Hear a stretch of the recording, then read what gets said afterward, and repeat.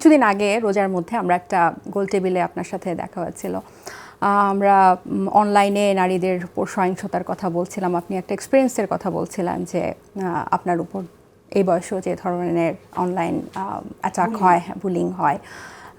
আপনার মেয়ে ইউনিভার্সিটিতে পড়ে, ছেলেও বড় হয়ে গেছে। সো এখন আপনি অনেক দিন ধরে রাজনীতি করছেন, কিন্তু এই প্রজন্মের এসে বা এখন এই বর্তমানে আপনার ফ্যামিলি কিভাবে কোপ আপ করছে এসব কিছুর সাথে?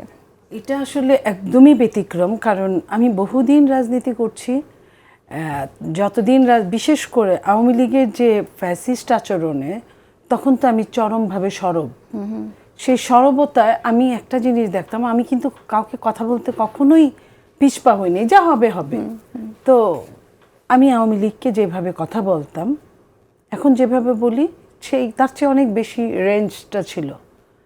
তারপরে আমার তখন ফেসবুক বা ফ্যান পেজটা ভীষণ অ্যাক্টিভ ছিল তখন। প্রায় ফ্যান পেজে প্রায় 8-9 লাখ ফলোয়ার আছে। তো কিছু বললেই অনেক অনেক লেখালেখি হতো। তখনও অনেকেই আওয়ামী লীগের হয়ে বলতো যে আমি আওয়ামী লীগ করি, কিন্তু আপনাকে পছন্দ করি। তখন কিন্তু আরও 20 বছর কম ছিল আমার, বা 15 বছর কম ছিল। তখনও কিন্তু আমাকে ওই ধরনের, আমি মাঝে মাঝে ভাবতাম আমি কি বেগম রোকেয়া হয়ে গেলাম যে আমার এই বয়সে কেউ একটা কোনো বাজে কথা হতো না। আমার কাছে এটা আমি উপভোগ করতাম, ভালো লাগতো। যে কোনো ভালো জিনিস তো সবারই ভালো লাগে। কিন্তু আমার এখন এই জায়গাটায় এসে, যখন আমার ছেলেমেয়েরা ইউনিভার্সিটি কলেজে পড়ে, তখন এসে যখন আমি এই বুলিংয়ের শিকার হয়েছি চরমভাবে, এটা কিভাবে আমি বুঝাতে পারবো না। এটা কত কষ্টের, এটাও আমি বুঝাতে পারবো না। এই যে বট বাহিনীর শিকারটা যে আমি হলাম, তখন মানে ভাগ্যটা এত আমার বিপক্ষে ছিল যে আমার মেয়ে 2 বছর পরে আসছে, সে 1 মাসের ছুটিতে আসছে। প্রথমে টার্গেট ছিল তার মা নমিনেশন পাবে, সেই কাজটা ইলেকশনটা ওই টার্গেট করে আসছে। পরে যখন নমিনেশন পেল না, এমনিই মন খারাপ, তো আসছে। তার মধ্যে হলো গিয়া আমার বুলিংটা চরমভাবে শুরু হলো।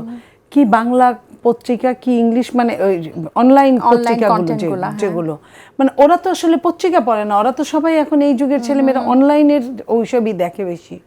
তো এই যে অবস্থাটা আমি দেখি, একটা সময় আমার ছেলে আর মেয়ে হাওমাও করে কাচ্ছে। মানে কিছু ছবি টবি এমন দিয়েছে যে তারা, এটা আমার মার সাথেও এই ধরনের কাজ হলো, কেন হলো? তা আমাকে আমার মেয়ে বলল যে তুমি আমাকে বলছিলা যে আমি পড়ালেখা শেষ করে দেশে ফিরে আসবো, আমি তোমাকে কথা দিয়েছিলাম, বাট আজকে দেশের যে অবস্থা, তুমি আমাকে কথা দাও, আমরা আর আসবো না, তুমিও আসবা না, তুমিও আমাদের সাথে চলে যাবা। তোমার আর কি হবে? এই দেশের জন্য তুমি কেন রাজনীতি করবা? এই দেশ তোমাকে কি দিল? এইটা কি এই দেশের কাছ থেকে আশা করা যায়? প্রশ্নটা আপনাকে আমি জিজ্ঞাসা করতামই।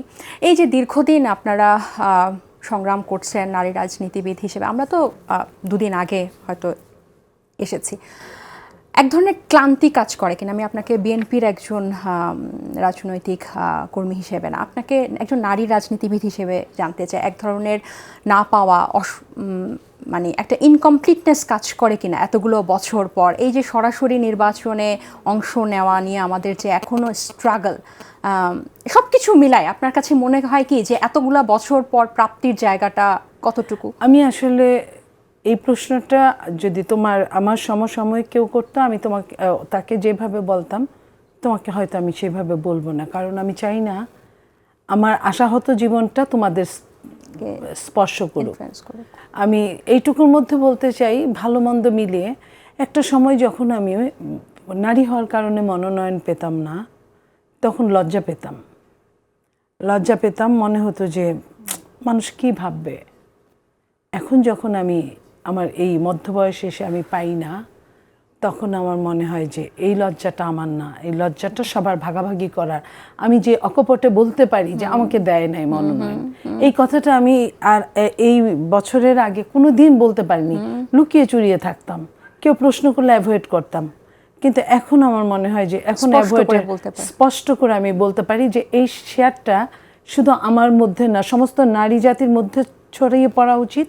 সমস্ত পুরুষ যারা নারী জাগরণের কথা বলে, কিংবা যাদের মাইন্ডসেট একদমই ইউটার্নে, উল্টা পথে, তাদের মানে স্পার্ক করে, তাদের যাতে ব্রেনে অ্যাটাক করে, আমি এই জন্য এই কথাটা বলতে চাই। হ্যাঁ, আমাকে দেওয়া হয় না, এই দোষ তো আমার না। আমার ফলটা কোথায় ছিল? আমি সবচেয়ে বেশি কাজ করেছি। আমি যখন সবাই পুরুষরা নারীরা গর্তে লুকিয়েছিল, আমি কাজ করেছি। আমার বাবা জাগদল করা পরিবার থেকে এসেছে, জিয়াউর রহমানের হাত ধরে হাতে গোনা 2-4টা পরিবারের একটা পরিবার আমার ফ্যামিলি। অনেক লুজার হয়েছে, আমি এই লুজারগুলোর কথা বলতে আমি খুব লজ্জিত হই। এটার ব্যর্থতা আসলে দলের, জাতির, দেশের, যে তারা আপনাকে সবার এটা মাইন্ডসেটের। আমি বলবো অবশ্যই কারণ একটা জায়গায় দেখো, আমি যেটা সাফার করছি তুমিও কিন্তু তাই। এক্স্যাক্টলি একই জায়গায় আমি লিমার কথা বলবো, লিমা হয়তো বা কর্ণধার পার্টি বা কর্ণধারের সাথে আছে, সেটা আলাদা ইলেকশন করেছে। আমি যদি বাম রাজনীতিগুলোকে তুলনা করি, ওইখানেও কিন্তু নারীর পার্সেন্টেজ ভেরি ফিউ। পুরো স্পেকট্রামে আমি যদি মতিয়া চৌধুরী দিয়ে ধরি, তাহলে কিন্তু অনেকটা হাই হওয়ার কথা ছিল, কিন্তু সেটা আমরা কিন্তু এখন দেখি না।